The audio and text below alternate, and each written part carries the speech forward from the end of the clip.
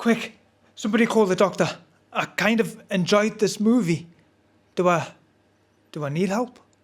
Yeah! I had impossibly low expectations going into this, with seeing the general consensus. I'm not afraid to admit it though, I actually had some fun here. Based on the graphic novel of the same name by Simon Starlinhag, humans have become almost obsolete living in VR headsets due to the ability to be in two places at once after a war breaks out between humans and bots. Enjoying the odd nice little margarita by the beach and living their normal lives in a bot suit. Millie Bobby Brown is an orphan who lost her brother after an accident, but comes across a robot which is more than meets the eye and joins her in the adventure to find her brother.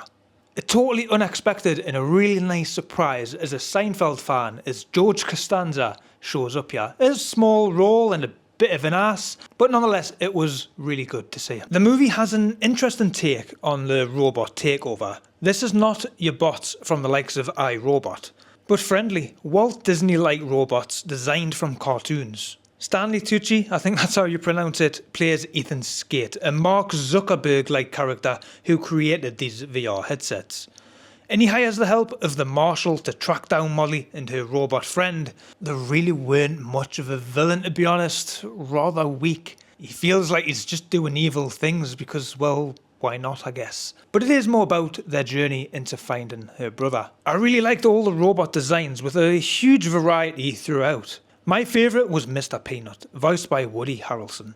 Think Lotso from Toy Story 3, but he's more friendly side. Also, Keats, who is played by Chris Pratt, his robot friend was a show stealer, voiced by Anthony Mackie, who was a real witty fellow.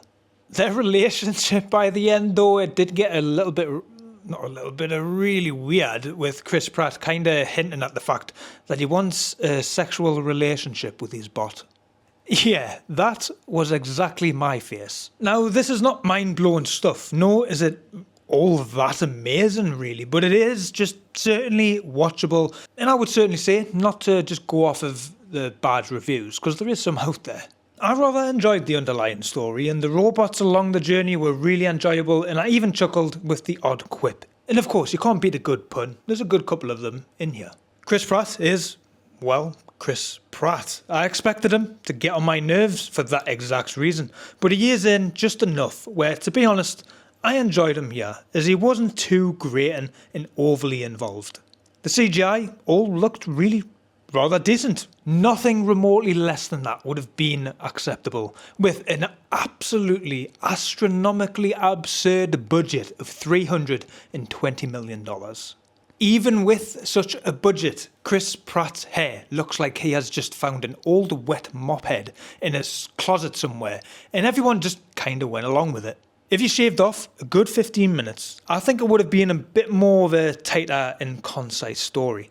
There was a moment where I pressed to see just how long was left with the old remote ski, and there was like another just under an hour left. And at that point it did start to feel like just bloat and just exposition vomit through the middle.